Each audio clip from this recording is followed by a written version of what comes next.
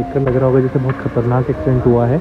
इस वीडियो में हम देखेंगे urban car of the year Volkswagen Polo के 2 real accident result and analysis और पोलो पेट्रोल का ड्राइव रिव्यू, साथ है डीएसजी के बारे में कुछ खास फैक्ट्स और पोलो के अंदर के कुछ खास features. Hey guys, welcome to another video of Nick Zeek. पिछले कई दिनों से auto expo and new Tata Harrier के वीडियोस की वजह से हमारा वोक्सवैगन एंड डीएसजी का सीरीज वाला वीडियो पेंडिंग रह गया था। इसी ऑटो एक्सपो 2020 के अवार्ड शोकेस में वोक्सवैगन पोलो का world car of the year का अवार्ड भी दिखाया गया था। इस सीरीज के पिछले वीडियो में हमने देखा था वोक्सवैगन की गाड़ियों में safety and strong build quality के खास फैक्ट्स, और उस वीडियो में हमने वेंटो टीडीआई की ड्राइव परफॉर्मेंस एंड डीएसजी के बारे में भी जाना। वो वीडियो आप ऊपर आई बटन पर जाकर भी देख सकते हैं। अब इस वीडियो में हम देखेंगे पोलो पेट्रोल का ड्राइव परफॉर्मेंस एंड उससे पहले देखेंगे 2 पोलो के क्रैश की स्टडी को। So let's start.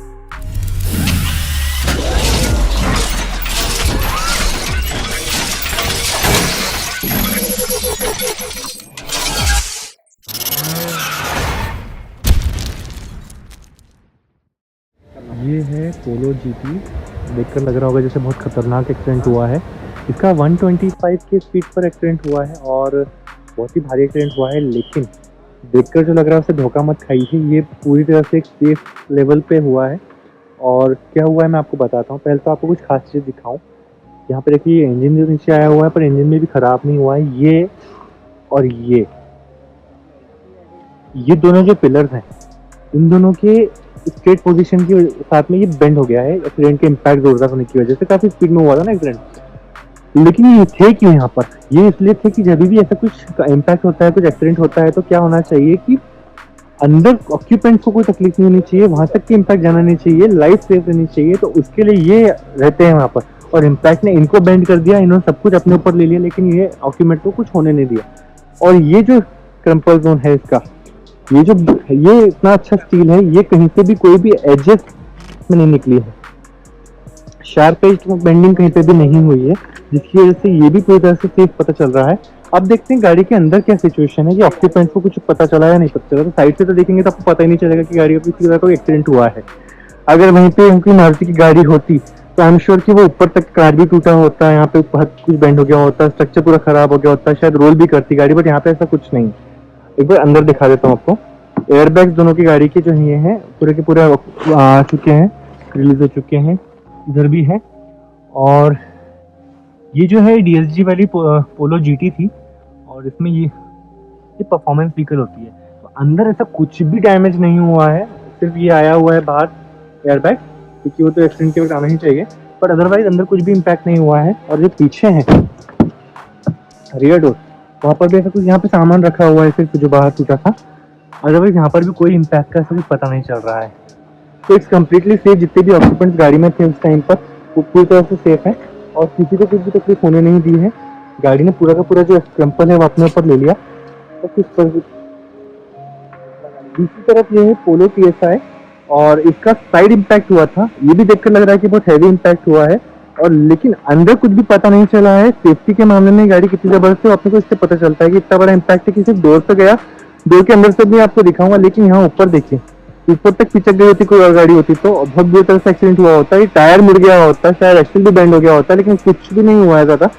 ये गाड़ी के अंदर का पोर्शन एक बार देखते हैं, अंदर जाकर इसके दूसरी तरफ इम्पैक्ट हुआ है। तो ये देखिए, ये बेंच सीट है, इसको निकाल के रखा गया है, वहां से सिर्फ कांच टूट करके इधर नीचे गिरा है।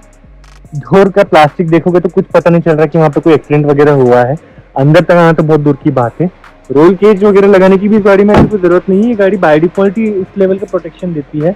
और ये जो मैं बता रहा था आपको, ये जो लेजर वेल्डेड है, ये चीज कभी पिचकने नहीं दे रही गाड़ी को। सिंगल बॉडी और स्टील तो उसका है ही बहुत बढ़िया, इससे कोई डाउट नहीं है।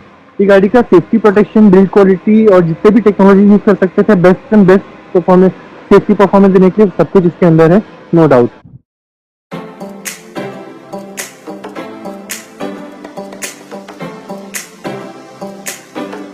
वोक्सवैगन पोलो एक बहुत शानदार दिखने वाली एवरग्रीन हैचबैक है। इसे 11 स्टेज पेंट प्रोसेस से तैयार किया जाता है, और इसके पेंट की 3 साल की वारंटी भी होती है। इसको मिलता है एक टाइमलेस डिजाइन, और वोक्सवैगन ने पोलो की लीगेसी को पिछले 45 साल में लगभग सेम ही रखा है, बस थोड़े बहुत मॉडर्नाइजेशन के ट्विक्स किए हैं, बिल्कुल वैसे जैसे वोक्सवैगन का लोगो कई सालों से बिल्कुल सेम है।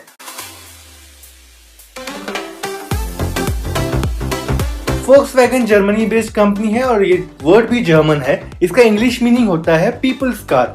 ये एक 83 इयर्स पुराना ऑटोमोबाइल मैन्युफैक्चरर है एंड इन्होंने 45 साल पहले फर्स्ट पोलो हैचबैक कार लॉन्च की थी और अब तक इसके 6 जनरेशन लॉन्च हुए हैं। कोई और गाड़ी होती तो या तो अब तक बंद हो गई होती या उसके और ज्यादा जनरेशन होते हैं, पर पोलो का हर एक जनरेशन 15 से 20 साल चलता है।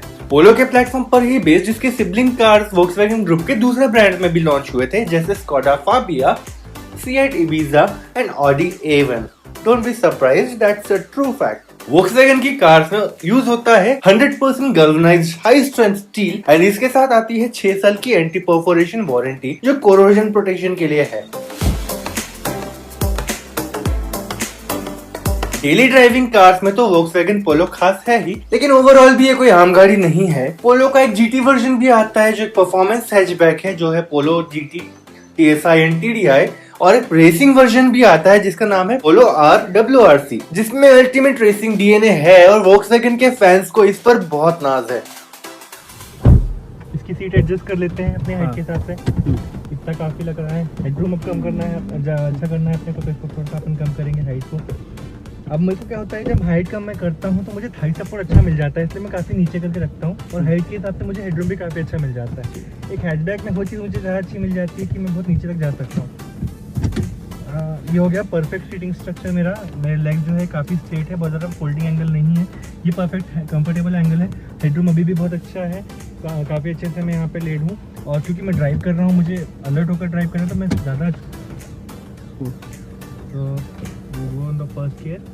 चलो, एक चीज़ इम्पोर्टेंट जो है वो है हमारी सीट बेल्ट, वो हम लगा लेते हैं अभी।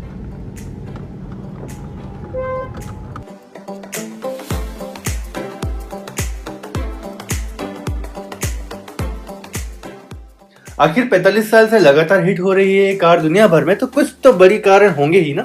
लेकिन आज मैं इस वीडियो को ज्यादा लंबा नहीं बनाऊंगा, जल्दी इसका ड्राइव परफॉर्मेंस देख लेते हैं, सारा इंजन ऑप्शंस देख लेते हैं एंड फाइनली इसके राइवल से इसका कंपैरिजन भी कर लेते हैं। सबसे पहले देख लेते हैं इसके सारे इंजन। इसमें 2 पेट्रोल और 2 डीजल इंजन आते हैं। इनमें एक GT पेट्रोल है और एक GT डीजल भी है। ये दोनों एक्स्ट्रा पावर जनरेट करते हैं। अब एक नजर राइवल कंपैरिजन पर। ऑन पेपर कुछ कम लगती है ये गाड़ी, बट बिलीव मी, चलाने पर एक्चुअल फील आती है। Comfort, power delivery and convenience का बेस्ट एग्जांपल है ये हैचबैक। और सबसे जरूरी बात ये है एक बहुत ही सेफ हैचबैक और इसको भी ग्लोबल NCAP में ऑलरेडी 5 स्टार रेटिंग्स मिल चुकी हैं, अल्ट्रोज लॉन्च होने के बहुत पहले से। पोलो कॉस्ट में ज्यादा तो है, लेकिन इसकी कॉस्ट जस्टिफाई हो जाती है इसके ऑफरिंग से। मैं इसके फेसलिफ्ट वेरिएंट से एक्सपेक्ट करता हूँ projector LED headlamp, digital MID, एक बेहतर centre console, diamond cut alloy wheels, ऐसे कुछ फीचर्स आ जाएं तो बढ़िया होगा। कई लोगों को लगता है कि पोलो एंड वेंटो का फेसलिफ्ट आना चाहिए क्योंकि जमाना वेल डिजाइन कार्स का है। सो मैं दिखाना चाहता हूं कि सुपीरियर डिजाइन में वोक्सवैगन भी पीछे नहीं है। उनके पास फेसलिफ्ट पोलो यूरोप में ऑलरेडी लॉन्च हो चुकी है। ये है इसका इंटीरियर और मुझे उम्मीद है कि इस साल वोक्सवैगन का प्लान जरूर होगा इसे इंडिया में भी लॉन्च करने का, ताकि इंडियंस को भी बेहतर डिजाइन वाली पोलो चलाने का मौका मिले। लेकिन कई लोग ऐसे हैं जिन्हें कुछ और एक्सपेक्टेशन नहीं है पोलो से, वो करंट पोलो से बहुत सेटिस्फाइड हैं और कई लोग तो इसमें after market wheels and tyres या एक्स्ट्रा बॉडी किट लगाकर भी शान से चलाते हैं।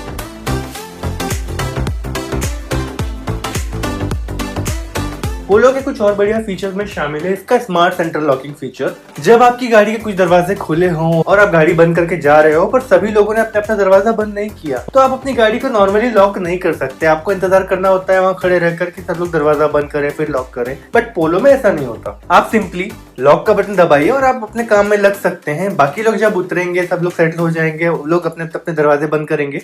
सारे दरवाजे बंद होने के बाद ऑटोमेटिकली पोलो आपका दिया हुआ सिग्नल याद रखेगी और डोर्स को लॉक कर देगी, चाहे आप वहां हो या ना हो। That's a very smart move.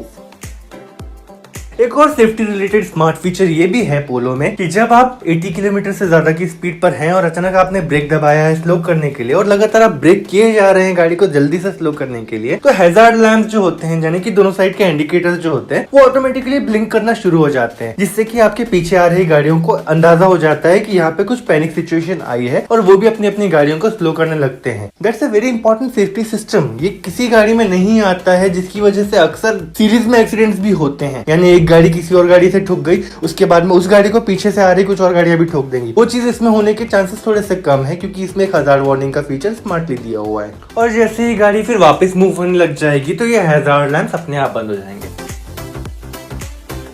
एक और बहुत ही बेहतरीन फीचर मुझे ये लगता है कि अगर आप बारिश में गाड़ी चला रहे हैं फ्रंट वाइपर्स चला करके और आपने कहीं गाड़ी रोक करके रिवर्स लेना चाहा तो ऑटोमेटिकली रिवर्स वाइपर शुरू हो जाएंगे। मतलब उन्हें पता है कि यार गाड़ी अभी रिवर्स गियर में है तो सामने वाले वाइपर्स की तरह रियर वाइपर्स का भी काम करेगा, और अगर आप वो चालू करना भूल गए हैं तो गाड़ी ऑटोमेटिकली खुद ही रियर वाइपर को स्टार्ट कर देगी, which is actually a very smart thing and practically that is something that we need but we don't realise. इतना ही नहीं, रिवर्स गियर में इसका air circulation mode automatically activate हो जाता है और जो डैम्पर है वो क्लोज हो जाता है ताकि जो आपके रियर एग्जॉस्ट का धुआं है वो आपकी गाड़ी के अंदर ना आए, which is also a good thing.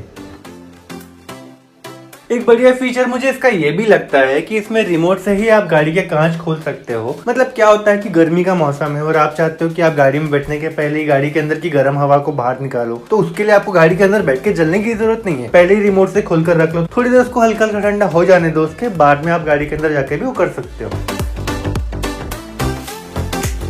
इसके अलावा इसमें one touch auto up down feature भी है चारों विंडोज में, जिसका मतलब ये है कि आप सिर्फ एक बार बटन को ऊपर या नीचे करो और वो कांच ऊपर या नीचे हो जाएगा पूरी तरह से खुद, आपको दबा कर रखने की जरूरत नहीं पड़ेगी बटन को। और वही एंटी पिंच सिस्टम इसका तब भी ऑपरेट होता है जब आप इसी कांच को रिमोट से क्लोज करते हो, which is a very good and convenient feature.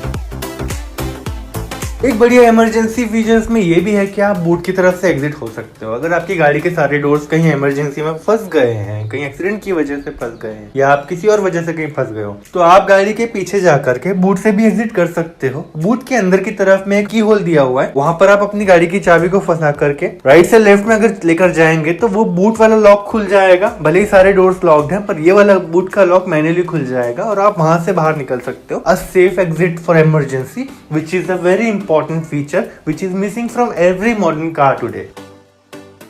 So now we take a U-turn with just one single hand, left hand. और इसका कोई इश्यू नहीं इसमें मुझे फील हो रहा, आराम से मैंने इसका U-turn ले लिया। मेरा ड्राइव एक्सपीरियंस क्या कहता है सुन लीजिए। You won't believe पर ये जो पेट्रोल पोलो है इसका भी पावर ऑन डिमांड बहुत अच्छा है। मतलब लग नहीं रहा है कि अपन एक पेट्रोल कार चला रहे हैं। पावर इसमें इनिशियल भी अच्छा है और जब अपन नेक्स्ट स्पीड पे चले जाते हैं वहाँ पर हाईवे पर जब अपने को पावर चाहिए होती है कि भैया ओवरटेक करना है, अच्छी पावर होनी चाहिए, that is also very good, very impressive. और स्टेबिलिटी का तो कोई क्वेश्चन ही नहीं है, फैट टायर्स हैं और काफ़ी अच्छे से उसको सस्पेंशन को उसमें बिल्डअप किया गया है, जिसकी वजह से क्या होता है कि जब भी आप गाड़ी हाई स्पीड पे भी चलाते हो, एकदम से टर्न्स आते हैं, ट्विस्ट आते हैं, कोई बीच में आता है, कोई टेंशन नहीं है, आप आराम से उसको हैंडल कर सकते हो। It's just effortless. And I'm very impressed about power, transmission and the comfort level and the ride quality. Steering is also very confidence giving, काफी अच्छा है राइट स्टीयरिंग व्हील है और मुझे कोई इसमें परेशानी नहीं हो रही ड्राइव करने में, मुझे अच्छा खासा कॉन्फिडेंस मिल रहा है कैसे भी मैं ड्राइव इसको करूँ। और अगर मैं इसको लॉन्ग जर्नी पे लेकर जाता हूँ तो ये आराम से मैं निकाल सकता हूँ। एयर कंडीशनर भी अभी गर्म चल रहा है, बाहर धूप है, एयर कंडीशनर भी ऐसा है जो इंस्टेंट कूलिंग करके दे दिया उसने कैबिन को और मुझे बिल्कुल भी इसमें परेशानी नहीं होने दे रहा है गर्मी की। तो इस गाड़ी को मैं काफी अच्छा पसंद कर पा रहा हूँ ड्राइव क्वालिटी के मामले में, राइड क्वालिटी के मामले में। सो दोस्तों ये था मेरा ड्राइव एक्सपीरियंस वोक्सवैगन पोलो पेट्रोल के साथ, और अपने वादे के मुताबिक मैं अब लॉन्च करने वाला हूँ क्लच फंक्शंस एंड डीएसजी पर डिटेल्ड वीडियो भी। सो जुड़े रहिए मेरे साथ और इस चैनल को सब्सक्राइब करके बेल आइकन जरूर दबा दीजिए। मेरे सोशल मीडिया प्रोफाइल्स की लिंक भी मैंने डिस्क्रिप्शन में दे दी है। और हाँ, इस वीडियो को लाइक करके कमेंट में बताइए कि आपको पोलो कैसी लगती है और आप पोलो के फेसलिफ्ट में क्या क्या एक्सपेक्ट करते हैं। Until next video, goodbye and drive safe. Happy customer है, लॉन्ग जर्नी में भी लॉन्ग जाने के जर्नी बाद में बहुत बढ़िया। चलाने में मजा बहुत आता है ना।